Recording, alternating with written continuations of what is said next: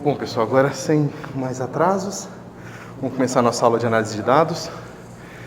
Eu vou começar, então, com um curso de estatística, tá? Então, como eu falei para vocês, a gente vai seguir. Essa primeira parte aqui eu vou seguir bem o Barlow, tá? Que é um dos livros que está lá no Classroom. E eu vou fazer, assim, uma descrição bem pé no chão, né? A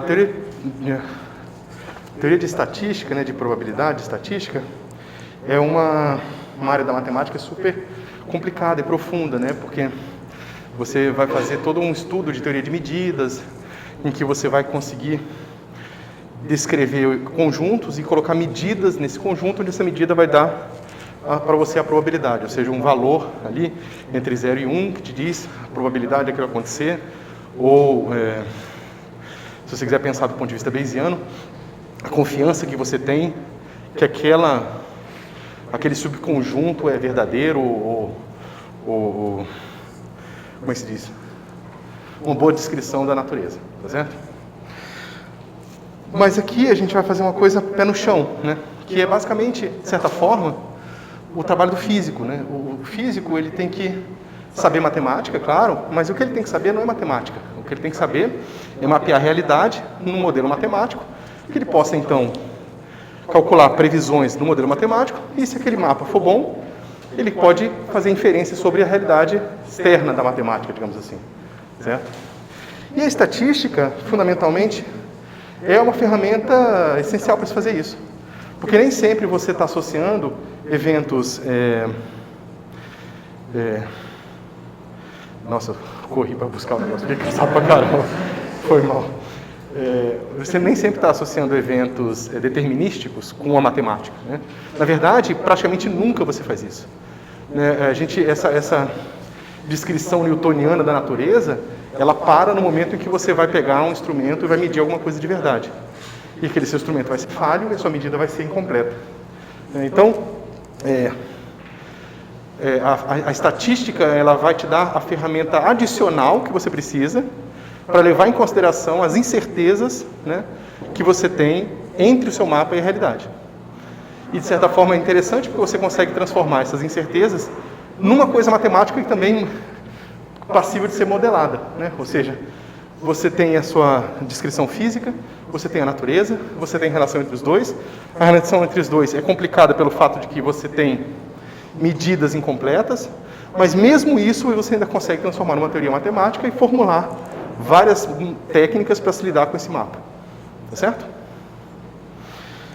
Bom, então a gente vai começar com a descrição de dados.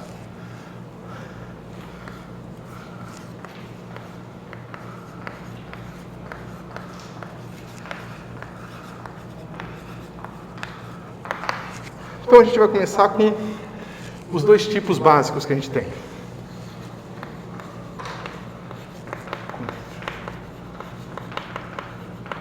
Quantitativa, descrição quantitativa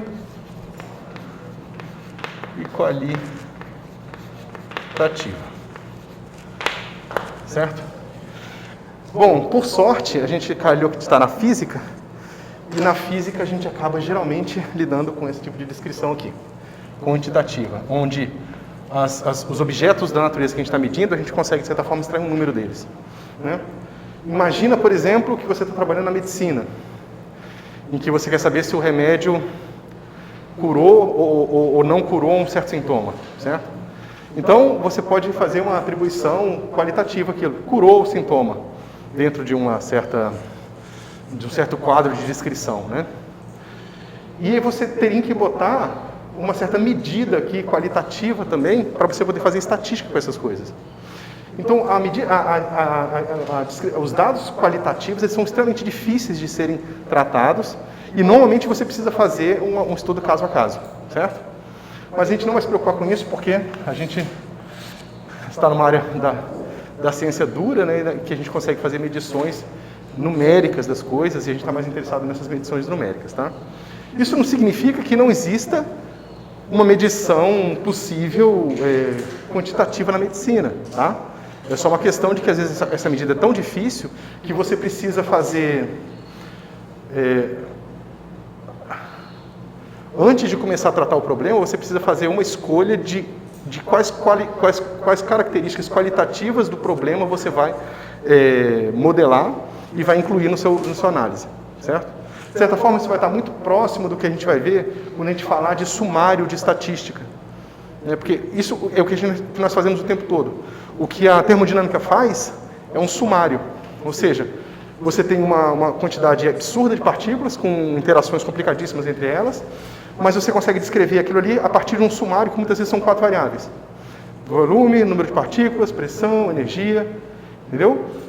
Então, o que se faz aqui em situações extremamente difíceis é você cria categorias qualitativas para um certo evento, certo? E depois você tenta fazer estatística com essas características qualitativas, certo? Novamente, a gente não vai entrar nisso aqui. Na física, a gente geralmente está interessado em fazer coisas de primeiros princípios, onde a gente consegue medir e botar os números em tudo, tá certo? Bom, dentro disso aqui, a gente tem a possibilidade de descrições discretas ou contínuas, certo?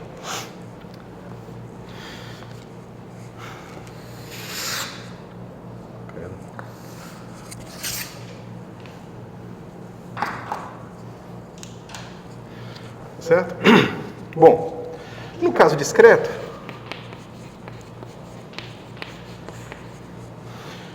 as possibilidades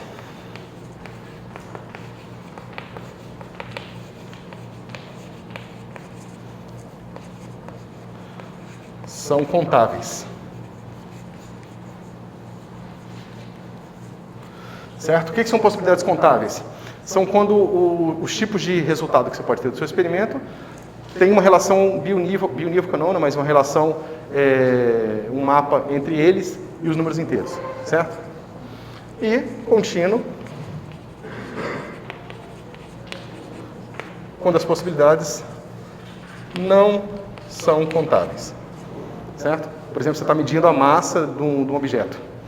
Você sabe que você pode medir 5 quilos ou 5,0001 quilos e assim por diante. Ou seja, no fim, a sua medida pode variar de forma incontável dentro de um intervalo qualquer. Por mais que o intervalo possa ser finito, a contagem, o número de possibilidades ainda é incontável. Tá certo? Bom, no caso discreto, é um caso mais simples, que vocês estão acostumados, né? Você vai e vê quantas possibilidades tem um dado de 6 lados quando você joga ele. Então, são 6 possibilidades. Então, são 6 possibilidades aqui também. Ou seja, você pode associar todas as possibilidades com o número inteiro, certo? Beleza. A gente tem uma ferramenta que é muito usada, e vocês vão tentar, eu vou tentar dizer um pouco porquê, que é o histograma.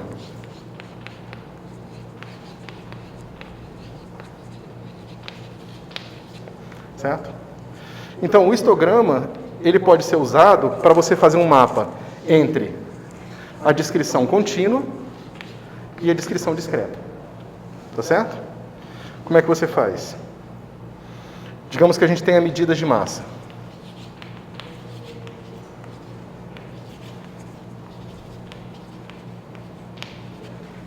Então, esse símbolo aqui eu vou usar para dizer que a gente tem MI, tá? São diferentes medidas de massa para um certo índice discreto I, onde I pertence a um conjunto de inteiros entre 1 e N.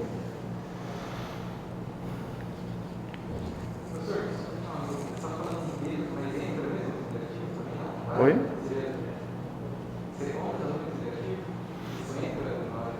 Você não precisa nessa descrição finita, né? Se a descrição for infinita, aí depende se a descrição começa de um certo número e vai até infinito, ou se vai de menos infinito a mais infinito.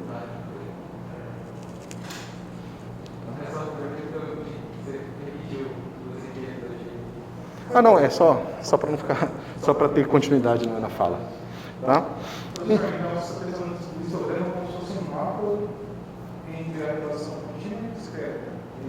Isso.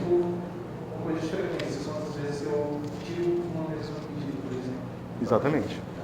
Mas não existe uma mesma medida, né? Esse é um dos problemas que a gente tem quando você tem uma distribuição contínua, é que um ponto é um conjunto de medida nula, né? Isso é uma maneira complicada de dizer que uma integral de a dx é igual a zero, certo?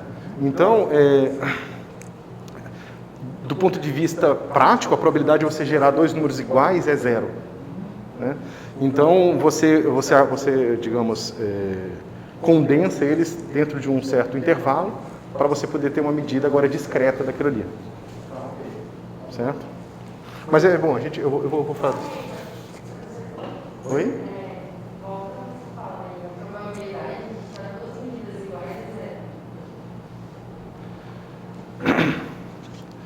Numa distribuição contínua, a probabilidade de você medir, de você observar o mesmo ponto duas vezes é zero.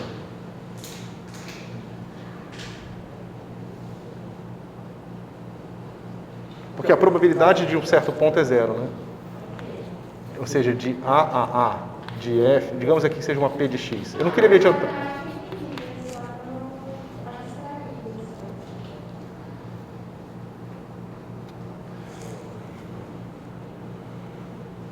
Deixa eu ver se eu consigo explicar isso de uma forma melhor. É porque o infinito incontável ele é tão grande que existem tantas possibilidades que você precisa fazer com que essa possibilidade seja zero para que a integral seja finita.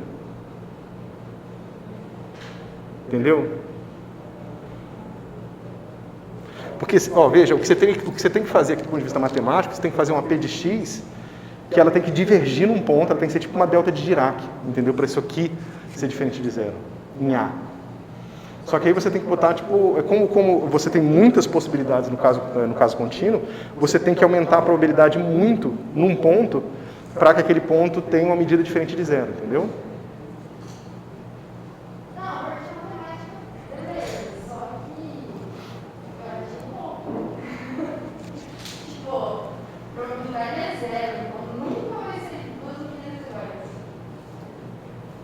Mas aqui você tem que pensar o seguinte, isso é o caso idealizado matemático, tá?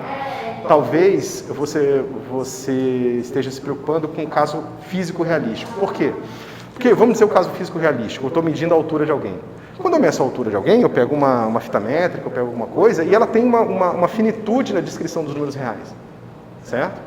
Então, digamos que ela meça 5 casas. Então, na prática, é uma medida discreta. Certo? Porque eu só meço aqueles 5 dígitos ali, certo? O problema é que os números reais, eles são muito estranhos. É que a gente está muito acostumado a mexer com eles, mas eles são estranhíssimos. Se você pensar que o universo é um problema de condições iniciais, então você pode pegar as condições iniciais, digamos, truncado com 400 casas de todas as partículas do universo e colocar dentro do número real. Só você pegar um número, né, botar dentro do número real, depois botar mais um vírgula, vírgula não, né? Você pega todos esses números, transforma no número inteiro e vai botando no lado direito da vírgula do número real. Como você tem infinitas casas para colocar lá, você pode colocar toda a informação do universo em um número real só. Certo? Então, um número real é uma coisa muito esquisita. Mas tá. Então, como é que a gente faz esse mapa, né? A gente vai dar um conjunto de nós, que a gente vai chamar de M, I, K, tá? Esse K é só para falar que são nós, ok? Onde I agora está preso entre 1 e M mais 1, certo? E aí você define os BIs, que são dados pelo número de MI, aqui, MI, K menor ou igual a MI menor que MI mais 1K. Tá certo? Ou seja, BI é o número de valores MI que estão entre MIK e MIK mais 1. MI mais 1K.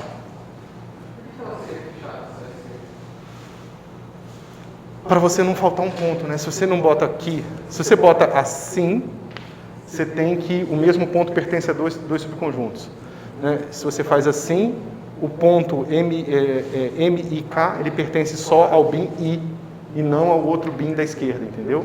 E eu poderia fazer assim também, tanto faz. Isso. E para você ser completamente preciso, o último bin tem que fazer aqui. Tem que incluir os dois lados, porque não tem um bin mais para a direita, entendeu? Eu quero dizer o seguinte, ó, se eu quiser representar isso graficamente, você pode pensar assim, aqui é M, aqui é a frequência, aqui aquele M apareceu, e aqui é aquela anotação, fechado, aberto, fechado, aberto, fechado, aberto. São os bins, tá? E o último bin tem que ser fechado, fechado, para eu poder incluir o último ponto. Mas como um ponto só tem probabilidade de zero, geralmente a gente não se preocupa com nem com esse cara aqui, nem com esse cara aqui. Porque você nunca vai sortear exatamente o limite superior. Tá certo?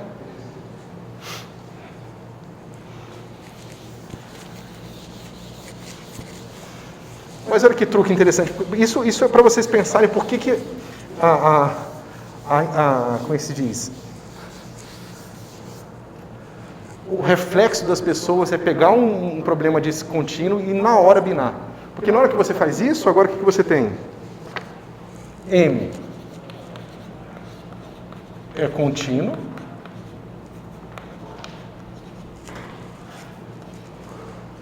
Né? Só que agora o conjunto dos BI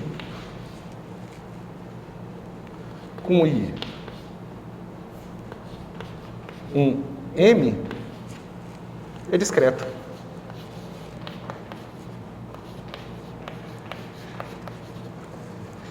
Certo? Isso é um conjunto de M números, e esses números podem ser 0,0000, 1, 0,000, 0,1, 0, ou seja, são possibilidades todas mapeáveis nos números inteiros.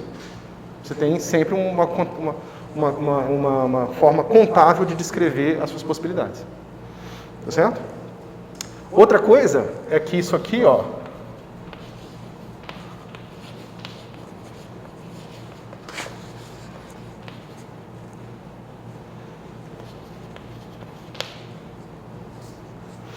reduz a dimensão do seu problema. Eu estava lidando com M, estava lidando com N, né? Eu tenho aqui MI e 1 a N. Agora eu só tenho M bins. Se eu pegar só 2 bins, certo? Agora eu tenho 2 variáveis discretas, enquanto antes eu tinha uma descrição através de N variáveis contínuas. Então eu estou reduzindo a dimensão, certo? E aí você pode se preocupar, mas espera um pouquinho, quando eu reduzo a dimensão eu não posso estar perdendo informação? E a resposta é sim, você está perdendo informação. Mas a resposta completa é, você está perdendo informação, mas será que você está fazendo um bom trabalho ao perder informação? Porque às vezes eu estou simplificando a minha descrição e perdendo 0,1% da informação do problema. Para a gente quantificar essa informação, a gente vai precisar chegar a coisas mais para frente. Inclusive é um trabalho que a gente vai estar fazendo agora com o Henrique. Você quantifica isso, você mede como se fosse o número de bits de informação que tem dentro de uma certa descrição. Tá certo? E você vê se você perdeu uma quantidade aceitável de informação quando você fez a sua redução, aqui no caso da dimensão, ou uma certa redução através de um sumário que está fazendo dos seus dados. Tá certo?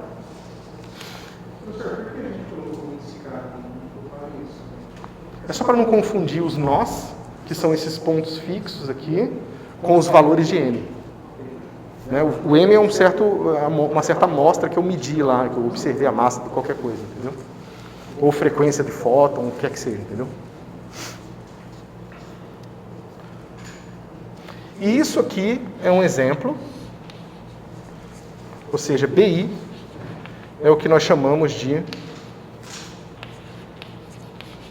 estatística. Tá? Uma estatística é uma função dos dados. Tá? Eu vou chamar isso aqui de D. Tá? Esse cara aqui eu vou chamar de D. Tá certo? Então eu posso pegar os meus dados, eu tenho uma função que pega aqueles dados e leva num número, certo? E o nome disso é uma estatística. Ok?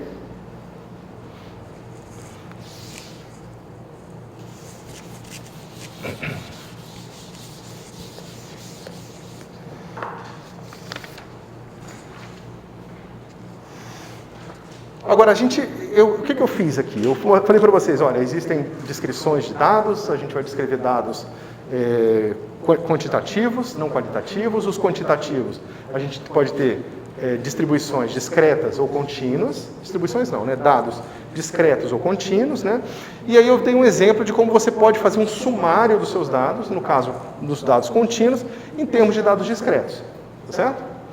Só que a gente pode fazer outros sumários. E na verdade a gente faz isso o tempo inteiro, né?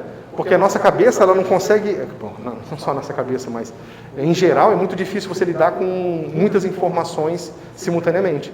Então o que a gente faz normalmente é que você pega essas informações e você condensa numa informação que, de uma maneira que te informe mais sobre os seus dados. Certo? Então nada mais natural do que você falar da média. Ou seja, a média é uma estatística, é uma função dos dados definida como sendo a soma de xi sobre n, onde i vai de 1 até n. Certo? Ou seja, estou pegando os meus dados, estou calculando uma função deles e estou tirando um número. Certo? Esse número aqui a gente chama de média aritmética. Certo? É um sumário. Ele está me dizendo alguma coisa sobre aquela amostra. Certo? Não está dizendo tudo sobre a amostra, mas está dizendo alguma coisa sobre a amostra. Tanto que, se você pegar todos os programas de televisão que falam alguma coisa sobre economia e tal, geralmente as pessoas falam só da média. Né? O que é um problema sério, porque a média ela não te diz, ela te diz alguma coisa, mas ela te diz muito pouco sobre os dados. Né? Para você ter uma descrição minimamente razoável, você tem que falar da média e da dispersão dos dados, que é o que a gente vai falar em seguida. Tá certo? Bom, mas essa é só uma maneira de você fazer você tirar informação sobre os dados. Certo?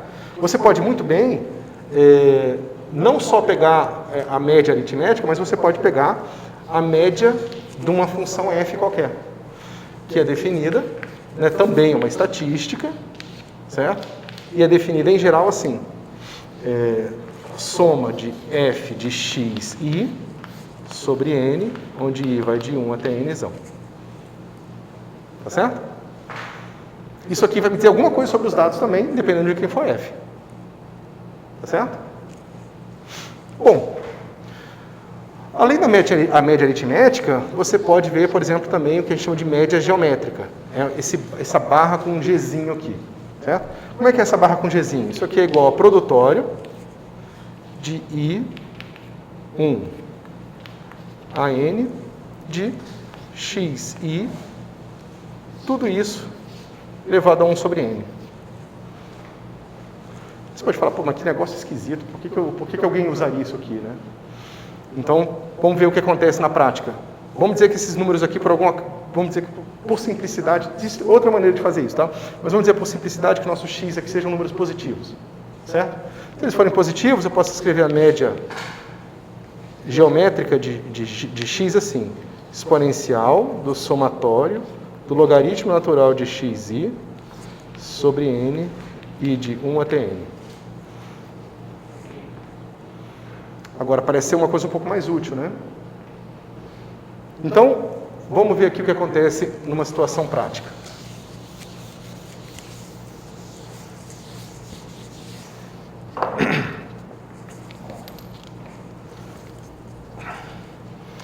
Vamos dizer aqui que a gente tem uma situação com 3 pontos. x1 igual a 1, x2 igual a e é o exponencial, tá? E x3 igual a exponencial de 5. Tá? São 3 medidas que você fez. Aí você vai se perguntar, será que a média aritmética me dá um bom sumário do que está acontecendo? Então vamos lá. X barra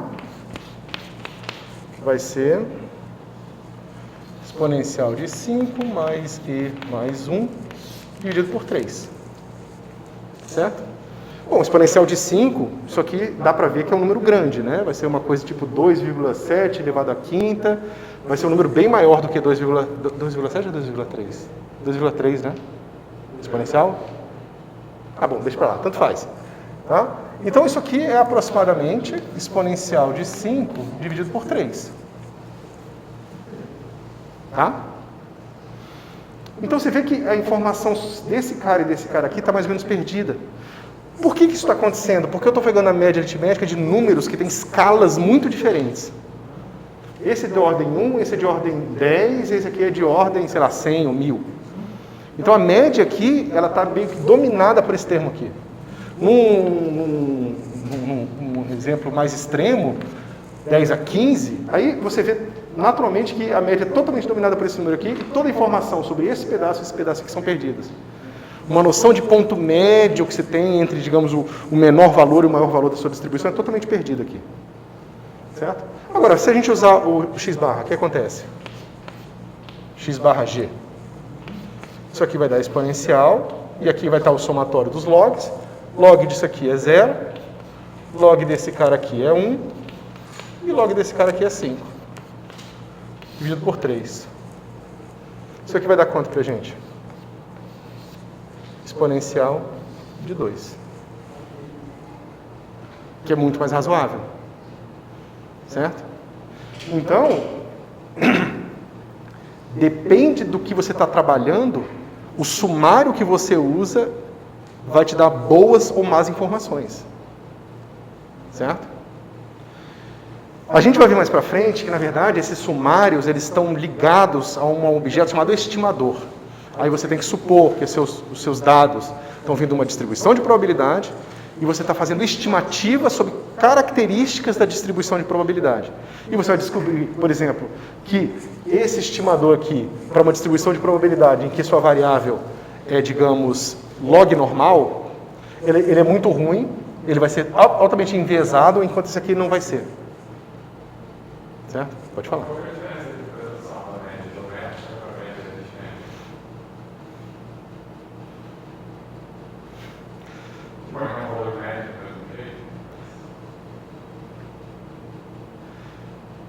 É porque, assim, em absoluto, eu acho que eu não sei responder a sua pergunta.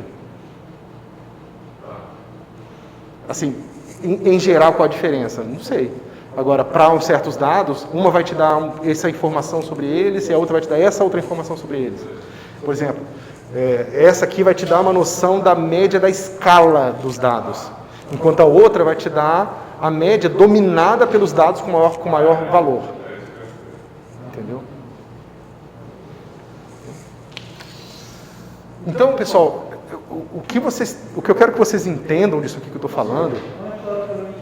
Os autorais meio que destroem a informação da média. Ela perde... Ele acaba destruindo ela. E a outra parece não. Então, por que eu sempre não uso a outra? Isso que eu não sempre uso a média geométrica. Ela parece ser mais interessante que a outra. Bom, primeira coisa é que a média geométrica ela depende dos seus números serem positivos. Mas vamos dizer que isso não fosse um problema. Digamos que eu pudesse somar um número nos meus números aleatórios de forma que eles sempre partissem de zero. Certo? Acontece que essa informação que ela está dando aqui para a gente, ela pode não medir aquilo que eu quero medir da minha distribuição. Por exemplo, se você for pegar esses números aqui x vindo de uma distribuição gaussiana, centrada num ponto positivo bem grande, para que a probabilidade de ser negativo seja pequena, você vai ver que esse cara aqui não vai ser uma estimativa da média da distribuição gaussiana tão boa quanto esse cara aqui. Então tem alguns casos que essa aqui é pior. Tem casos que essa aqui é pior. Mas é justamente, isso que eu ia falar antes de você fazer a pergunta. O que eu quero que vocês entendam aqui é que existe uma boa dose de subjetividade aqui.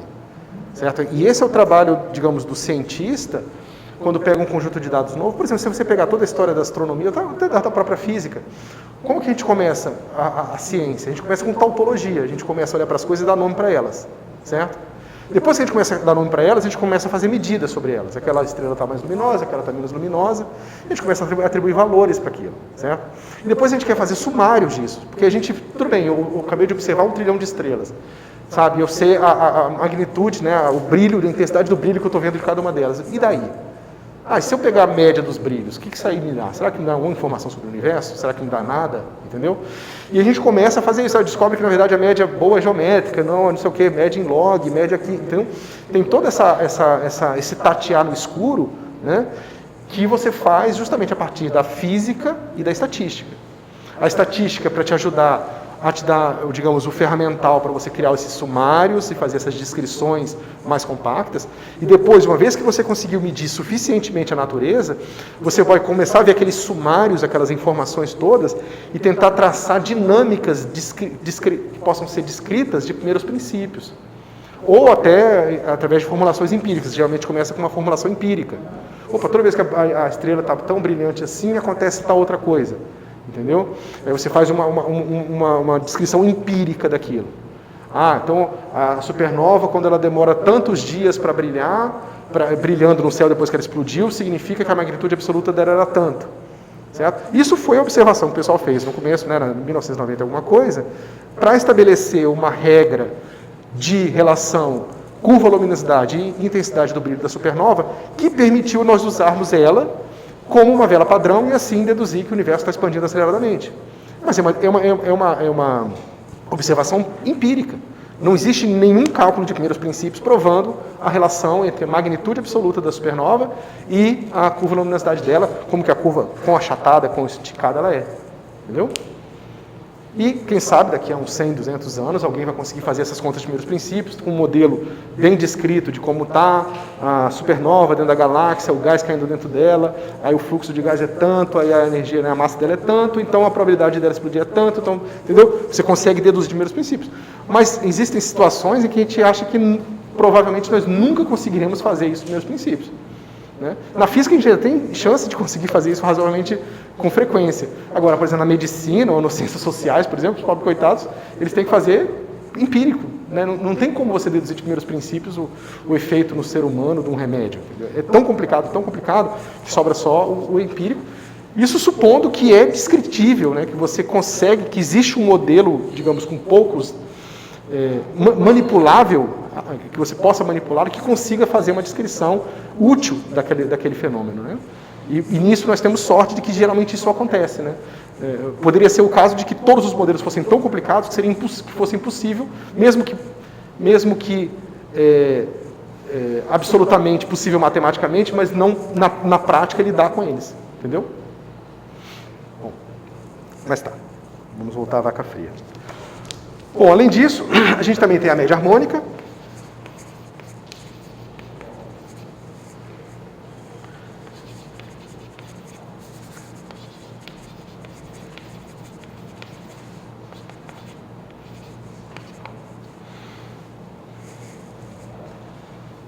Que é N sobre somatório 1. Eu não vou dar nem nome para ela, tá? Não vou dar uma letrinha para ela, não. Mas você vê que é uma outra estatística. Tá? Ela é útil em algumas situações, geralmente em situações que você está somando erros, tá? E aparece esse tipo de média harmônica aqui. Além da média harmônica,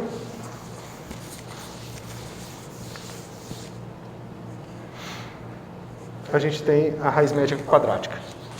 Raiz média quadrática, que é a soma de x i ao quadrado sobre n, raiz quadrada dela. Ok? E por fim a gente vai falar, deixa eu ver se tem mais alguma, não, tem mais duas importantes, tem a mediana.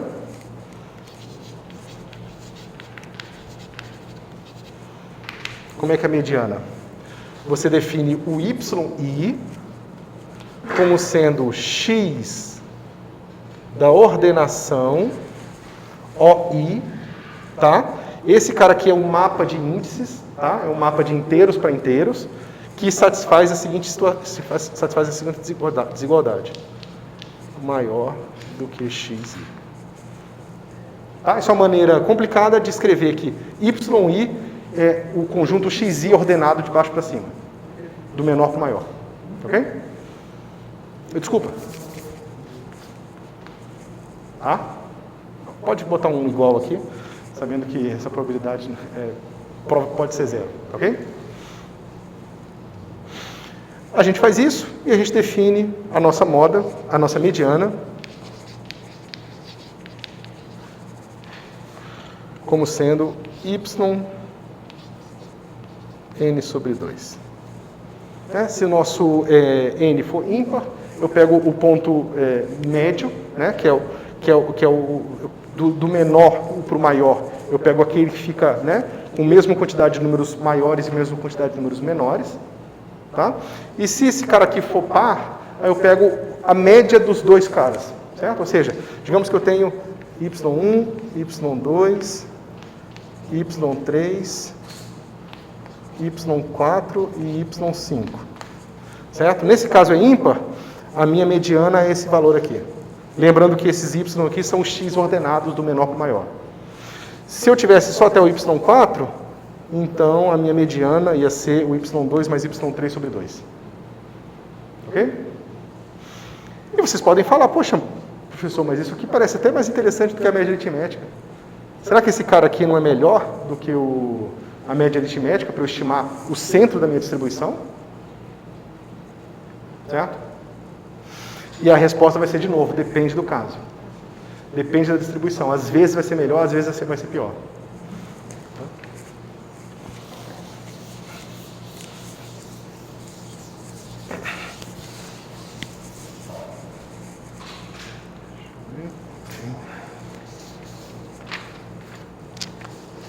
E por fim, a gente tem a moda.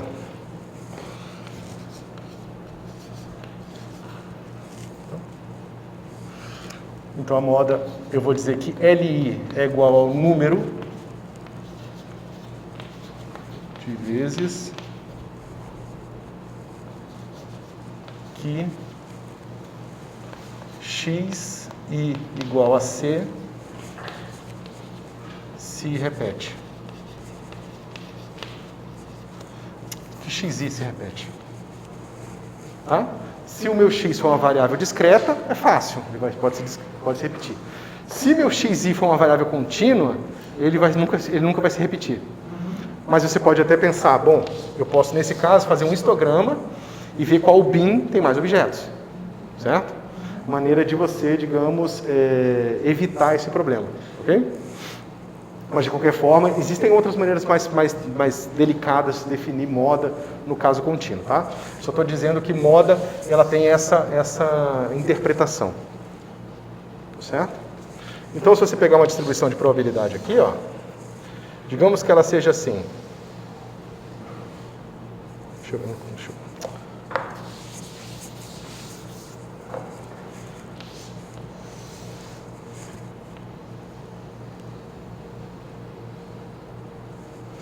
Certo? Então ela vai ter um pico aqui. É a moda. Tá certo? A média vai estar para cá, porque ela é mais gordinha para a esquerda. Então a média vai estar aqui. Certo?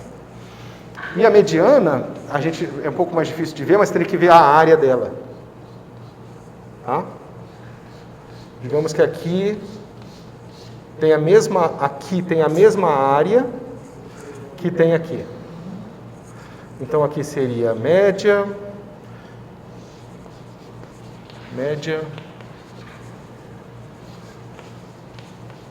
moda, e aqui digamos que seja mediana.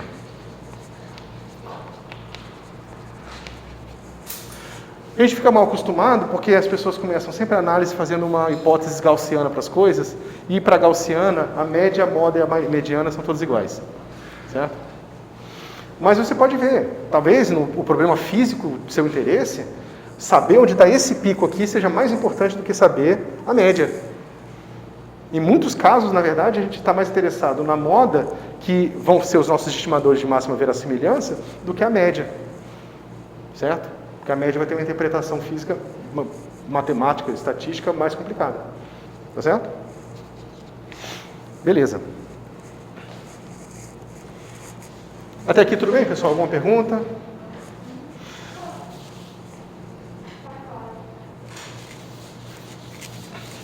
Tá ruim trabalhar só nesse pedacinho pequeno do quadro? Não, né? Não, eu estou me acostumando já, não tem problema não. Tá? Bom, agora a gente pode tentar fazer medidas da largura desse negócio aqui. Claro, veja, eu estou adiantando um pouco as coisas, porque, em princípio, agora você teria que pensar nisso tudo como sim. Eu tenho um conjunto de dados e estou cegamente extraindo informações deles. E agora eu acabei de descrever uma distribuição de probabilidade que, na verdade, estaria gerando aqueles dados, tá? Mas isso aqui é só para facilitar a visualização de vocês. Vocês podem imaginar que essa curva nada mais é do que o histograma ad infinitum, né, com milhões de nós, de uma quantidade enorme de dados, certo? Pode pensar nessa curva como sendo esse limite, tá certo? Então, até agora a gente viu medidas de localização. Tanto que, por exemplo, um trabalho que eu estou fazendo com o Eduardo, a gente está usando uma distribuição que muitas vezes não tem nem média definida. Se você integrar a distribuição para calcular a média, dá infinito. Né? Ou dá uma coisa não indefinida, dependendo de um caso mais complicado. E então, nesse tipo de situação, às vezes você precisa usar a moda, né? Ou a mediana, por exemplo, para você descobrir uma noção de centro. Né? Então, em geral, você fala de localizar. Esqueci do termo. Depois, quando eu chegar lá, eu falo o termo direitinho, tá? De uma certa distribuição, quando você vai, como é que se diz, escrever esses casos mais complicados. Então, vamos ver medidas de largura. Certo? Então, você pode fazer a medida. Eu quero saber o seguinte, eu quero saber que o meu ponto está aqui, a média é aqui, a média é aqui, a moda é aqui, a mediana é aqui, mas eu quero saber o seguinte, quão largo é esse negócio aqui? Né? Eu sei que a largura é menor do que essa, né? Mas também é menor do que essa e é maior do que uma largurinha assim. O que seria a melhor maneira de escrever a largura de uma certa distribuição? Novamente, não existe uma forma certa de escrever a largura de uma distribuição dos seus dados, certo? Existem várias maneiras e cada uma delas vai ter vantagens e desvantagens, tá bom? E a gente vai chegar, e essas vantagens e desvantagens e maneiras todas são mensuráveis e são coisas bem definidas matematicamente. A gente vai chegar nisso, tá? Não é só assim, oba-oba, não. Então,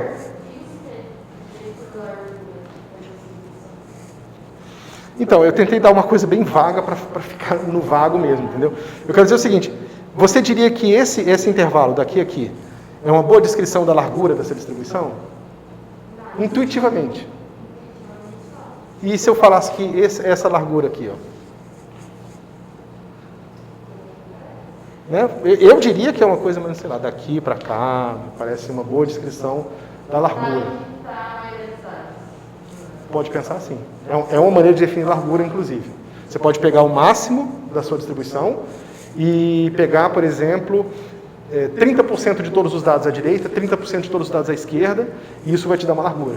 Isso é uma maneira de definir largura, tá certo? Você pode ser boa, pode ser ruim, depende do seu problema. Tá? Mas é isso. Tá?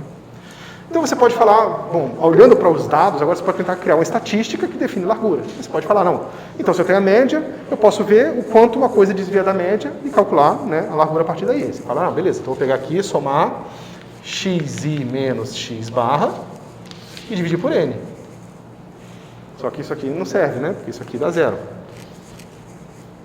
Ok? Aí você pode falar, bom, então eu posso tentar corrigir esse negócio aqui. Eu vou fazer o seguinte, eu vou pegar módulo de xi menos x barra dividido por n. Certo? Isso aqui vai te dar o que a gente chama de um estimador robusto. Tá? Você pode falar, não, isso aqui não serve para nada, não, isso aqui serve sim. Isso aqui é o que a gente chama de desvio absoluto médio. Tá? E esse cara aqui, por exemplo, é muito menos sensível ao que você falou mais atrás, outliers. A gente não chegou em outliers, mas a gente vai chegar, tá? Esse cara aqui é menos sensível a outliers do que o estimador da variância, que é o que a gente usa normalmente. Certo? Porque justamente como ele não tem aquele quadrado, né, ele não está pegando um cara que já é um outlier e elevando ao quadrado para fazer a média. Então, ele é menos enviesado na presença de outliers. O que é? Você está trabalhando com um conjunto de dados xi, mas você não tem garantia de que o seu xi não está poluído com dados de uma outra distribuição, por exemplo. E essa outra distribuição pode ter dados, né, com escalas muito maiores do que os seus. E esses outliers podem estar atrapalhando o seu estudo. Então você quer fazer uma estimativa que, sem você separar o joio do trigo, ela em si é menos sensível à presença de outliers. Isso tudo, novamente, dá para ser formulado matematicamente, a gente vai chegar em exemplos assim, tá? Isso pode ser formulado matematicamente de forma precisa, tá certo? Mas do ponto de vista de você olhar para os dados e fazer uma média, você pode, né, tentar medir a largura fazendo isso aqui. Se você está vendo uma nuvem de dados, está medindo alguma coisa assim, e aí você tem uns pontos meio perdidões assim, ó. Não, digamos que só aqui. Você tem uma nuvem de pontos e uns perdidões aqui. Aí você vai fazer uma regressão linear. Aí você vai descobrir que a regressão linear está aqui. Aí você fala, nossa, que regressão linear está horrível. Essa linha aqui, ela está passando longe da minha nuvem. Esses pontos aqui estão puxando a minha linha para cá. Se você fizer uma análise robusta, você vai encontrar uma coisa aqui. Né, que ele desconsidera esse negócio aqui. Mas, novamente, essa é a parte do tateando no escuro, de você descobrindo formas de descrever os seus dados e criar sumários dos dados que seja útil para você tirar a informação que você quer deles. Tá? Qual é o nome desse último?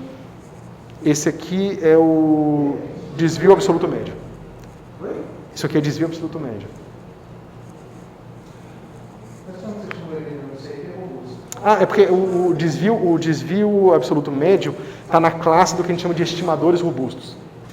É uma classe de estimadores que você faz. Aí vem toda uma coisa que vai depender da gente definir, né, bias, variância de estimadores, e a gente vai descobrir que, na verdade, nem sempre todos os estimadores sem bias são os melhores. Às vezes é bom você ter um pouco de bias. Por exemplo, esse estimador aqui, ele é um estimador enviesado do desvio padrão. Mas, às vezes, mesmo que ele seja enviesado, ele tem uma relação variância, bias, viés, menor do que no caso em que ele tem zero viés. Então, a gente vai chegar lá também.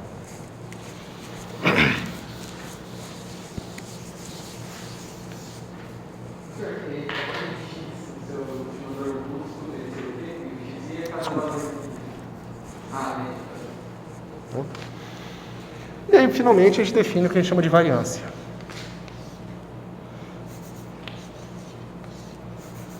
Vou botar X, vocês vão entender mais daqui a pouco.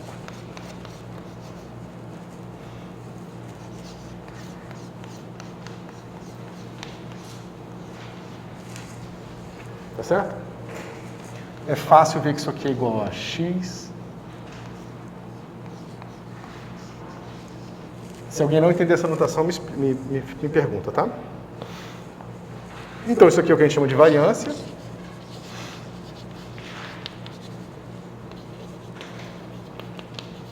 Tá? E a gente define o nosso desvio padrão como raiz da variância. Tá? Então, esse cara aqui vai dar pra gente uma medida daquela largura que a gente estava falando antes. Tá certo? Ela não tem nenhuma visualização gráfica que nos facilite compreendê-la, né? Igual seria aquela de 30% para cá, 30% para lá, mas é uma medida de largura de qualquer forma. Ok? Além disso, que me dá a medida de largura, eu posso começar a medir outras coisas também, né? Coisas mais complicadas. Então, a gente pode medir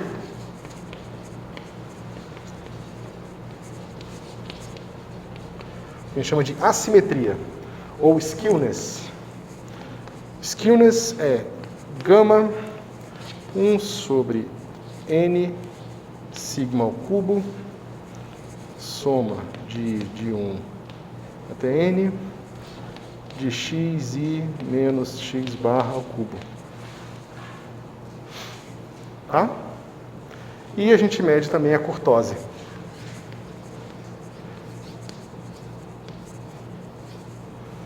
A curtose, 1 sobre n sigma quarta, somatório de 1 até n, xi menos x barra, a quarta, menos 3. Tá? Esse cara aqui vai medir pra gente. Tá vendo que interessante? Quando você faz a variância, são números sempre positivos, certo? Então, esses números eles nunca vão se combinar de forma a se compensar. Ou seja, se eu tenho mais coisa à direita da média e mais coisa à esquerda da média, ambos contribuem na minha média, contribuem no meu valor. No caso da simetria, não. É o cubo. Então, se eu tenho uma coisa mais à esquerda e mais do que à direita, eu vou ter um número mais... Essa minha simetria vai ser mais negativa. Se eu tenho mais à direita do que à esquerda, vai ser mais positivo. Então, minha simetria, ela me diz quanto que eu tenho mais para a direita ou mais à esquerda da média. Naturalmente, para gaussiana, isso aqui é zero. Por que eu estou falando isso? Porque a curtose, a gente bota esse menos 3 para que ela seja zero no caso da gaussiana. Tá? A kurtosis, ela vai medir quão gordinha é a sua distribuição mais embaixo, comparado com a gaussiana, tá certo? Então, são várias medidas, digamos, que você pode fazer dos seus dados, te dando mais informação sobre a sua distribuição. Tá?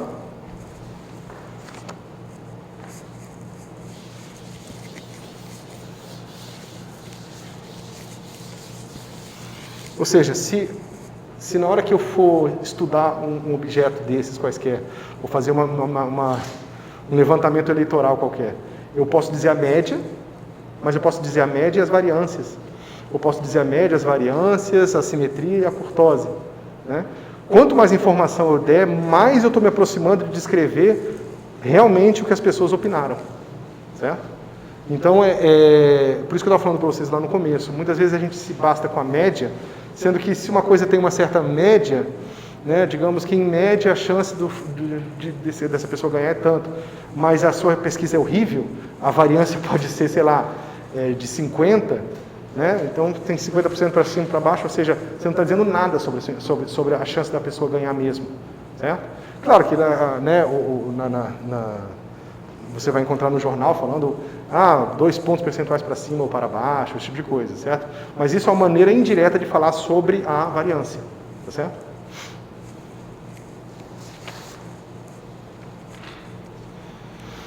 Bom, além desses aqui, a gente tem uma maneira mais sistemática, né? A gente chama de momento.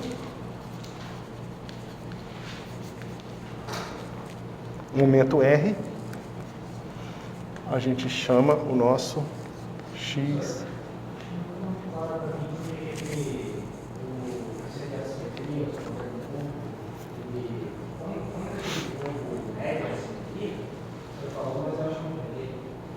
Pensa o seguinte, pensa sempre no XI, tá? Aí eu tenho o X média, a média está aqui. Aí, digamos, se eu tenho esses números aqui, se eles estão em média, em mesma quantidade na esquerda e à direita, então você vai ter que os que estiverem à esquerda da média vão ser negativos, e os que estiverem à direita da média vão ser positivos. Se eles estiverem em igual quantidade de distribuição, isso aqui vai dar zero. Né? Se você tiver mais caras à esquerda e pouquinhos à direita, a chance disso aqui ser um número negativo é maior.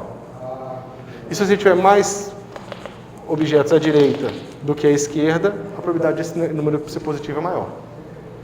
Tá? Lembrando que isso aqui é assimetria e kurtose no que diz respeito à média aritmética, que não é assimetria em relação à moda, por exemplo. Teria que pensar como fazer um estimador de assimetria em relação à moda. Que aqui teria que entrar a moda e não o x barra. Tá?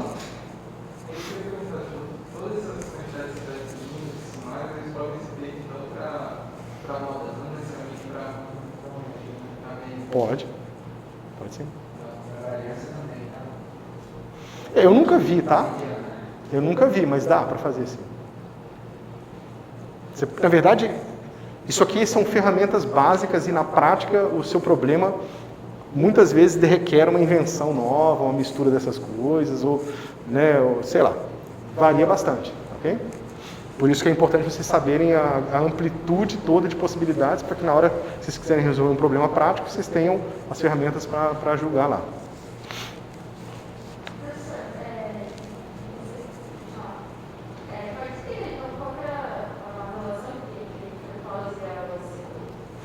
Esse menos 3 a gente bota porque, no caso da gaussiana, a kurtose ela vai ser 0.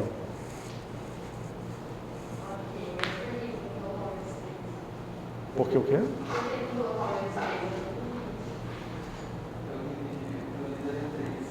Isso.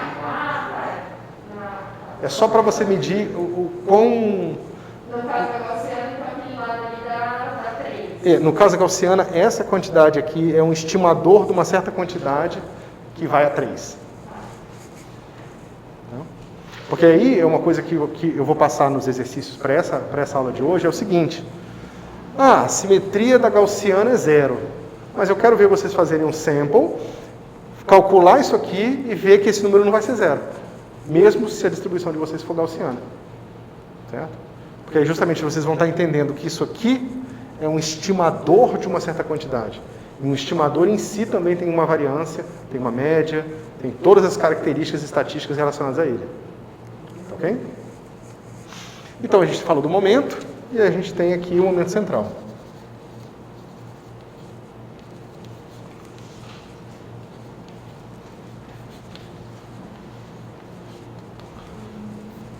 R. Nossa, mas isso que você falou parece que vai a infinito, então, porque se cada estimador tem uma média de variância assim, e desses. Ah, não pensei, pensando mal.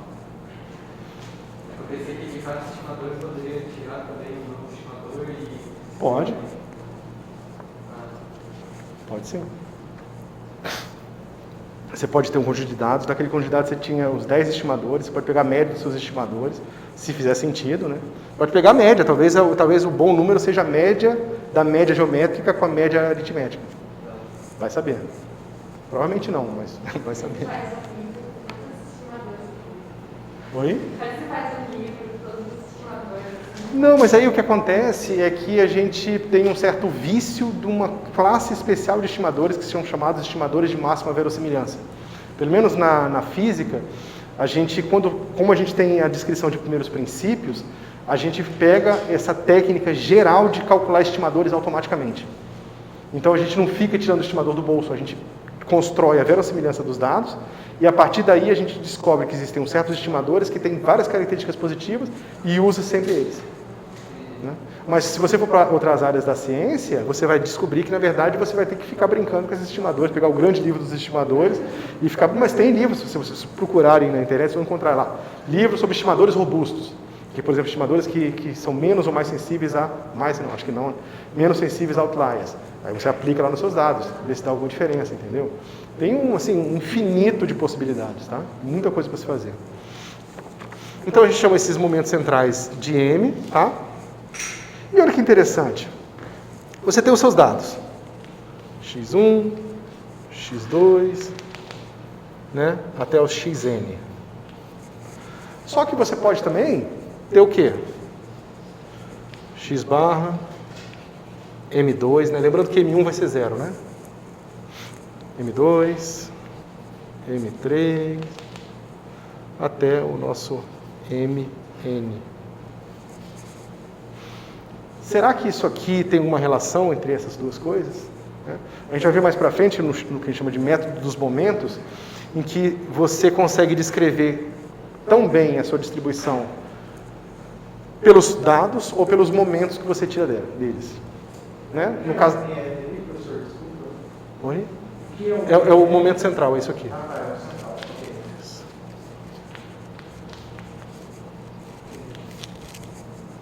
Tá?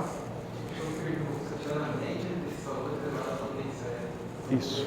Ou seja, isso aqui, ou seja, MR é igual a 1 sobre N, somatório de I de 1 até N, desse cara aqui, ou seja, XI menos X barra elevado a R. Tá? Então, veja, o nosso sumário agora não é mais tão sumário assim, porque eu estou fazendo tantos sumários desses caras aqui, que em certas situações eu posso tentar encontrar uma relação de 1 para 1 entre essas duas coisas aqui.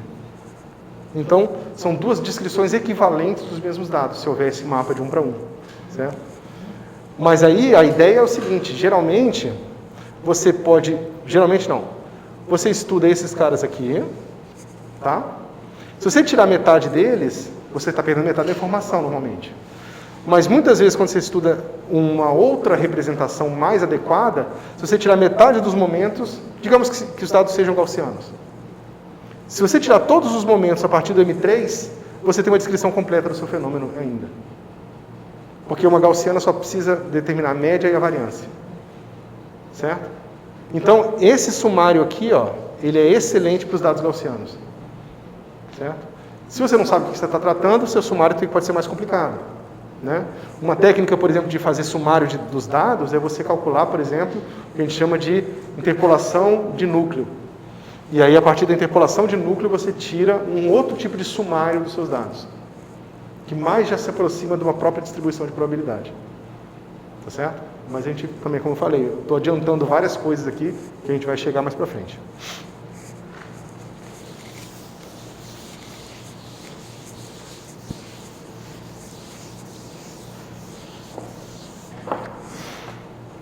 Ok. Então, até aqui ficou legal, pessoal? Os vários sumários, os momentos centrais. Então, vamos entrar agora em...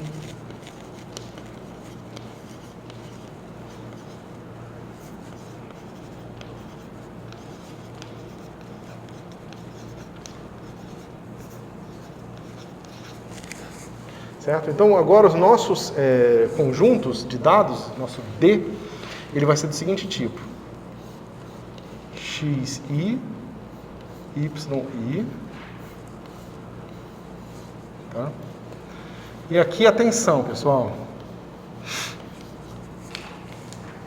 Esses dados, eles estão atrelados. O X e o Y estão atrelados.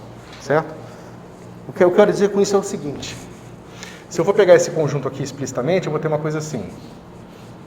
X1, Y1, X2, Y2, assim por diante. Certo? Eu não posso trocar esse Y1 com esse Y2 aqui. Tá? Parte da informação é o par ordenado com aqueles dois números nele. Essa é a informação completa. E não só um deles. Tá ok?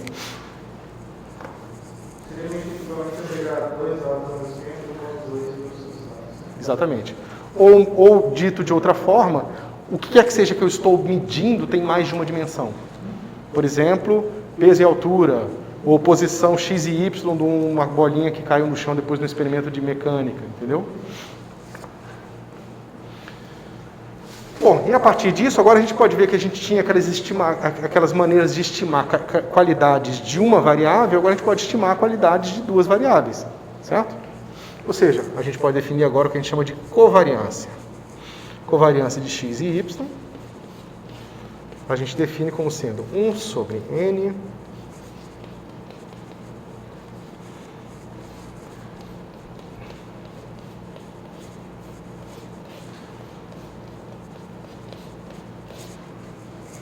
tá certo? Aqui você pode tentar tirar um pouco de intuição, isso é importante que vocês tirem, pensando um pouco no que está acontecendo com isso aqui.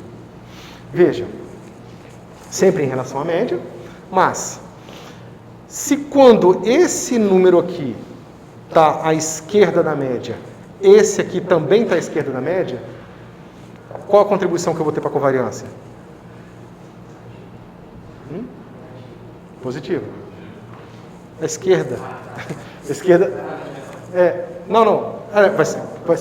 Vai ser positiva, porque é menos e menos aqui. Tá? Se quando esse cara que estiver à direita da média, esse também estiver à direita da média, o que vai acontecer?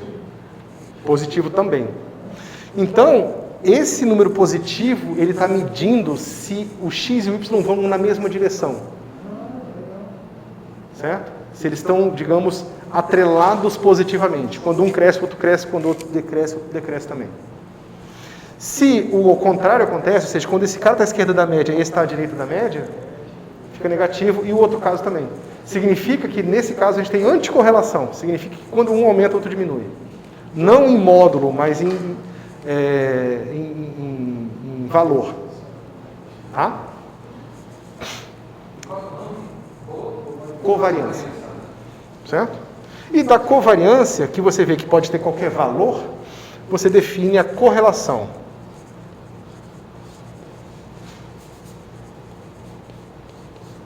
Que a gente também define como sendo o ρ xy, que vai ser cov xy dividido por sigma x, sigma y, onde sigma x é definido como a variância de x, né? E o mesmo vale para y. Tá? Eu não vou mostrar aqui, mas é fácil ver que esse cara aqui, ó,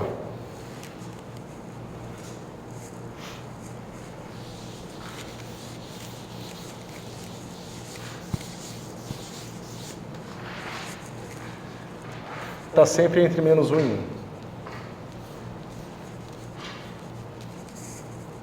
Tá?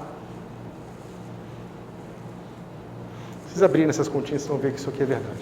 Ok? Ou seja, essa é uma maneira normalizada de medir a correlação entre as coisas. 1 é o máximo de correlação, tá? Você vê que para dar 1 aqui, o que precisa acontecer? Esse cara precisa estar perfeitamente correlacionado com esse. Quando esse aqui aumenta, esse sempre aumenta. Quando esse aqui diminui, esse exatamente diminui na mesma proporção. Tá certo? E quando isso aqui for, né? Quando, né? Vou botar aqui o...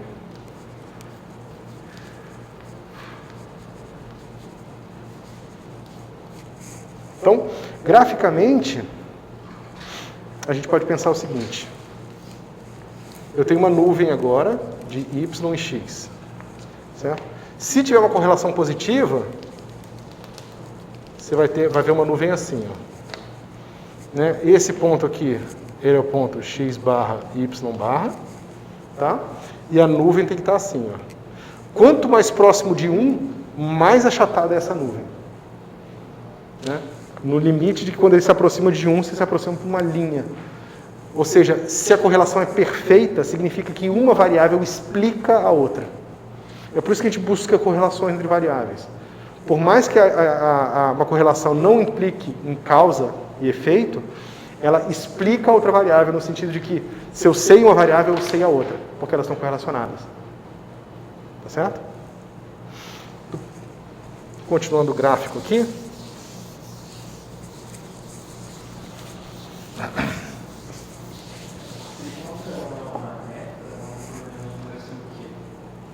Oi?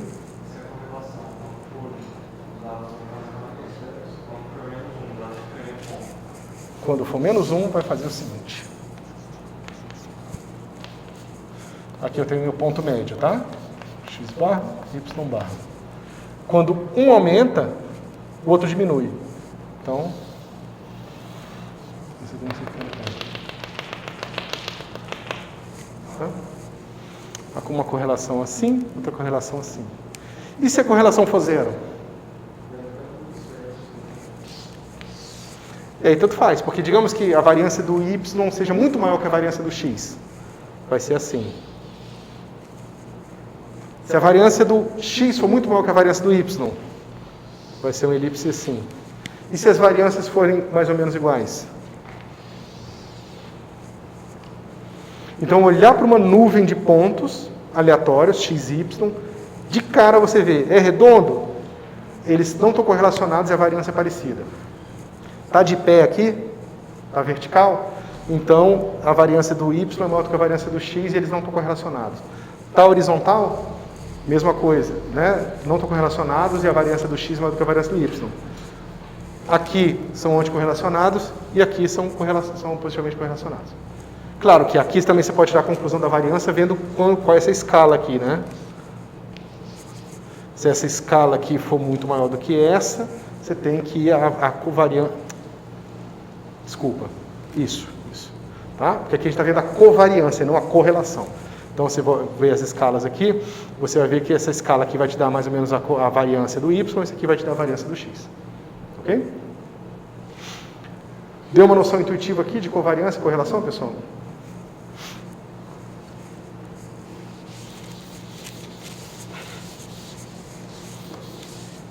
Posso pagar, né?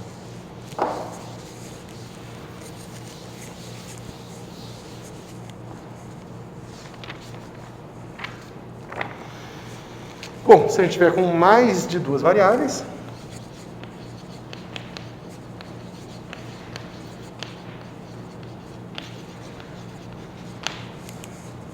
então agora o nosso sample, a nossa amostra, né, é assim, x1, tá? Esse 1 entre parênteses para vocês não confundirem com o índice do elemento, tá? Mas sim com a dimensão.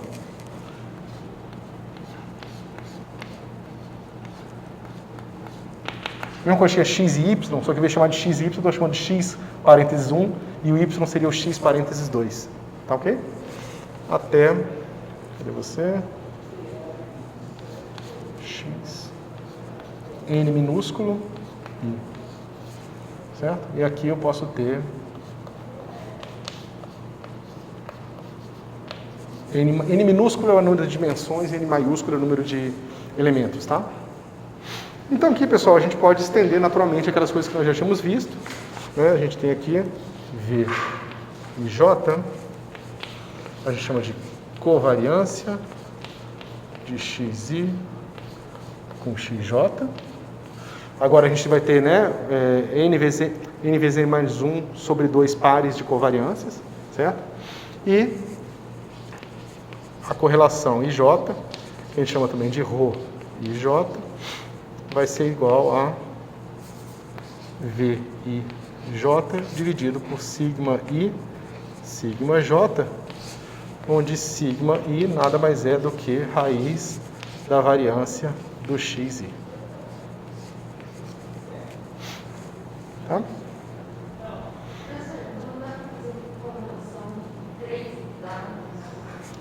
Dá sim. Aqui é só de 2. Mas você tem razão. Aqui eu poderia dizer o que a gente chamaria agora, de função de 3 pontos. Quando vocês viram isso na cosmologia, lá, o pessoal falando de função de 3 pontos, é isso. Ou seja, qual é a probabilidade de um cara ir para lá, o outro junto e o outro também, entendeu? A interpretação começa a ficar mais rebuscada e complicada, mas essas coisas são importantíssimas. Tá? Principalmente porque os estimadores, eles não são absolutos, eles têm erro, né? Eles têm variância. Então, por mais que você não tenha a função de 3 pontos, seja a função de 3 pontos é exatamente zero, isso não significa que na prática, na hora que você medir o negócio na cosmologia ou na física de partículas, você não vai encontrar um número diferente de zero. A questão é, ele é diferente de zero compatível com zero ou ele é diferente de zero não compatível com zero? Né? Aí você tem que estudar a variância do estimador, descobrir se o tão diferente de zero está dentro de uma probabilidade aceitável, assim por diante. Mas, normalmente, são coisas que a gente ainda vai responder perguntas mais claras sobre isso mais para frente. Ok? Tá? E aqui, pessoal, veja, isso é só um gostinho do que está acontecendo. Né? Vocês podem, né, pela pergunta da Cíntia, você pode falar de funções de 3 pontos, você pode falar de estimadores robustos de covariância, você pode fazer um infinito de coisas aqui, tá? E que o importante...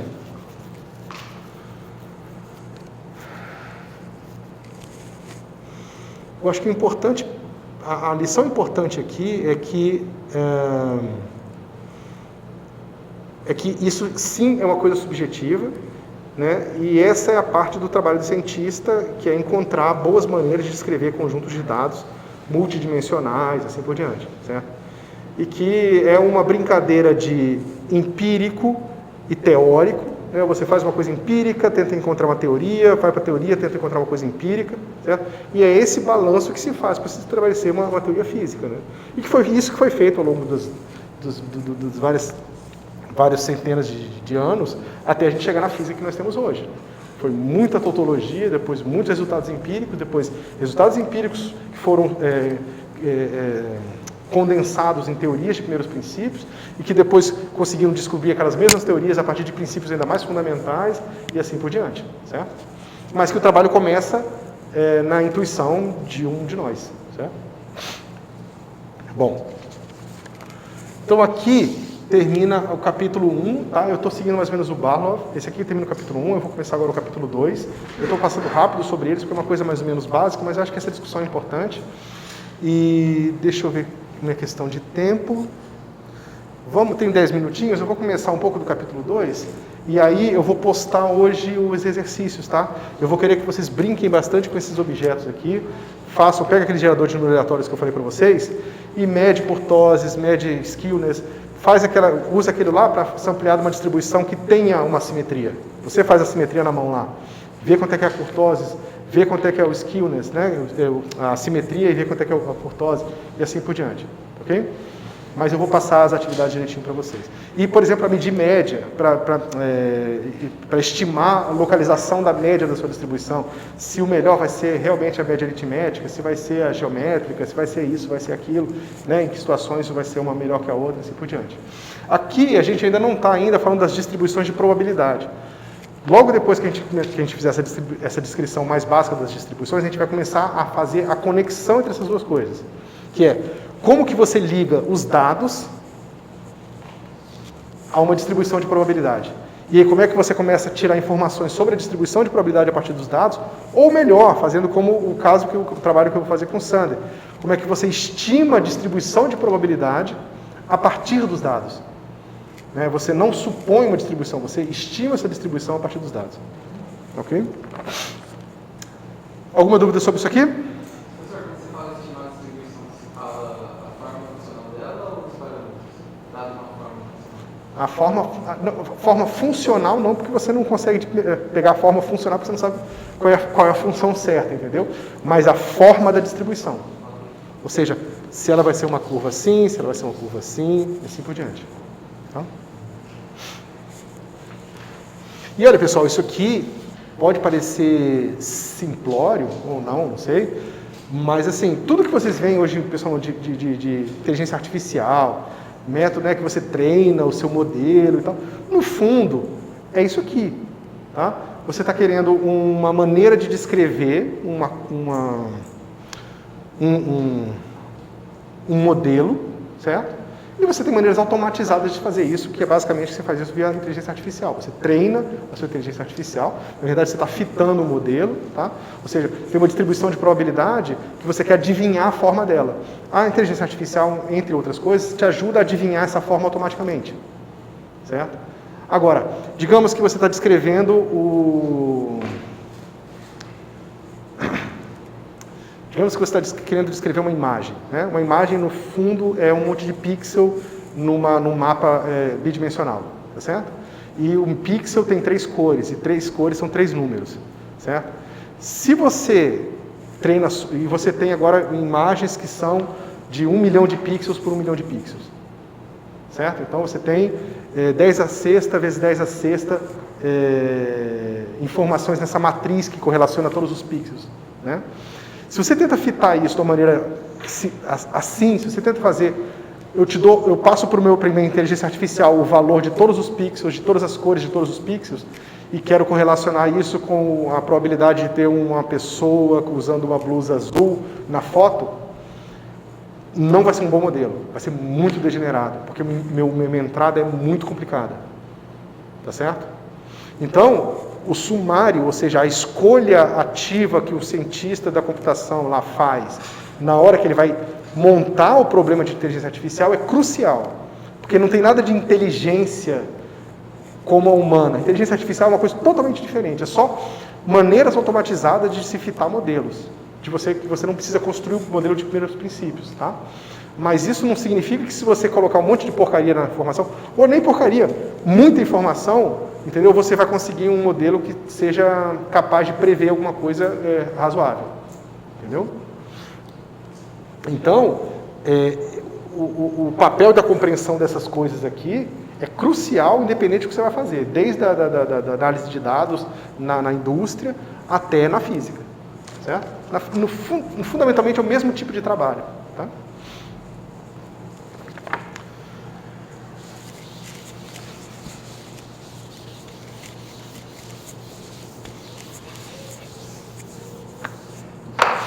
Então vamos lá, distribuições.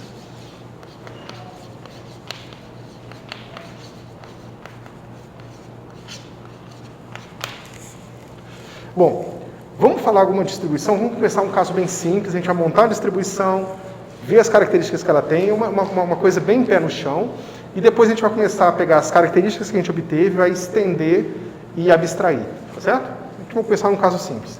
A gente tem 4 moedas que podem dar cara ou coroa. Tá? Cada moeda pode dar cara ou coroa.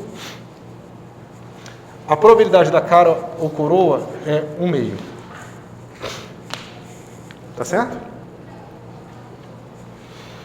Vamos contar as possibilidades. Primeira possibilidade.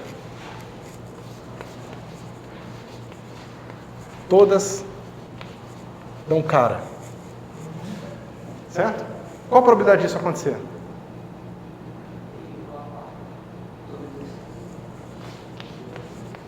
Um meio, que é a probabilidade de uma delas dar um certo resultado, né? Vezes 1/2, vezes 1/2, vezes 1/2. Né? Porque a probabilidade disso e isso, e isso, e isso. Tá certo? 1/2 a quarta. Certo? Beleza. E qual a probabilidade de 3 caras? Ou melhor, qual é a probabilidade de cair assim, ó? A, C, C, C.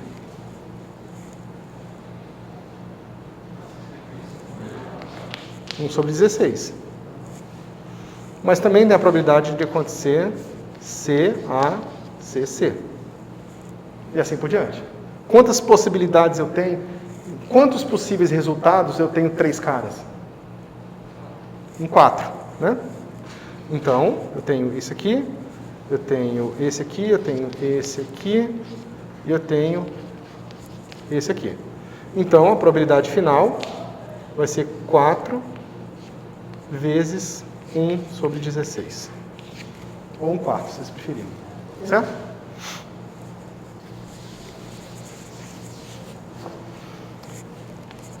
E o caso 3? 2 caras. Quantas possibilidades eu tenho? A, C, C. A.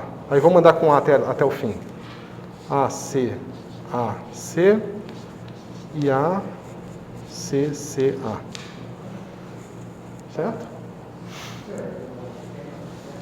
Tem mais? Tem mais 2. Tem mais... Não, isso. E agora eu posso andar com esse A para cá.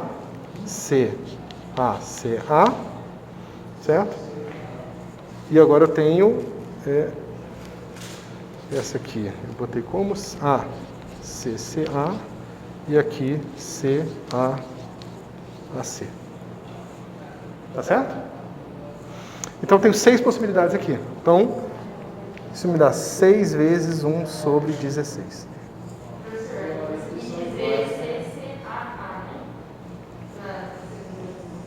Isso, aqui, né?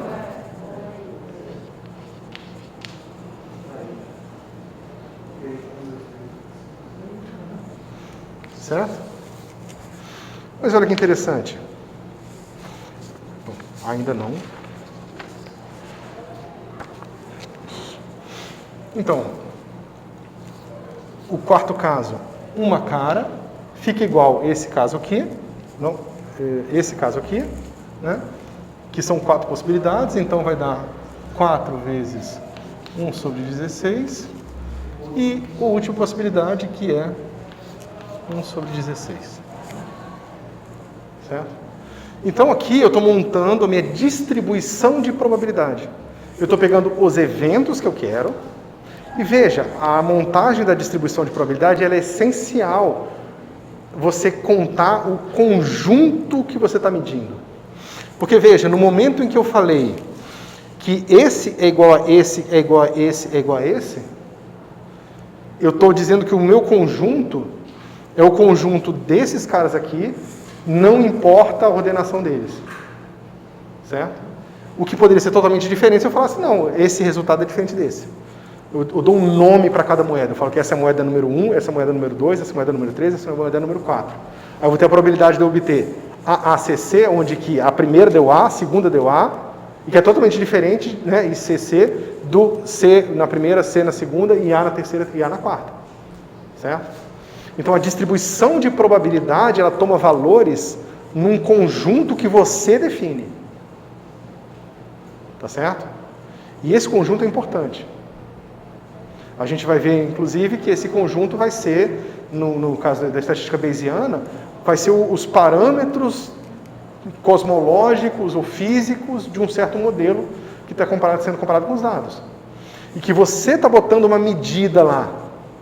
E é importante, porque na hora que você bota a medida lá, você tem uma escolha arbitrária para se fazer. Qual é a melhor medida para você botar no espaço da massa dos fótons? Você não sabe. Será que eu boto uma medida que meça uniforme, ou seja, tem probabilidade uniforme da massa ser qualquer valor entre 0 e 3 GeV? Ou não? Ou uma distribuição log normal disso aí, centrado não sei aonde. Ou seja, essa escolha é arbitrária, tá? E muitas vezes você faz isso de forma implícita. Ok? Então aqui a gente vê que uma vez que a gente definiu a nossa probabilidade, a gente tem todos os conjuntos, tá? Então esse aqui é o conjunto de todas A, esse aqui é o conjunto de 3 dentro desse conjunto resultando A, 2 A, 1A e 0A.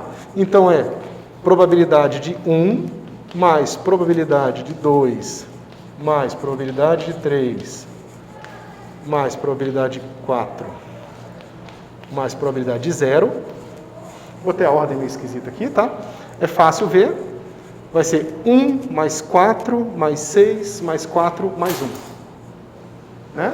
Então, 4 mais 6 mais 4 dá 14, mais 1, 16. 16 sobre 16 dá 1, que era óbvio que tinha que dar. Certo? Então, você vê que esse objeto, ele é um funcional que pega um conjunto e me dá um número. Esses conjuntos que eu chamei de 1, 2, 3, né? 1, 2, 3, 4 e 0, são conjuntos que eu posso chamar de U, I. Né? Quem é o U0? É esse aqui, ó. Cara.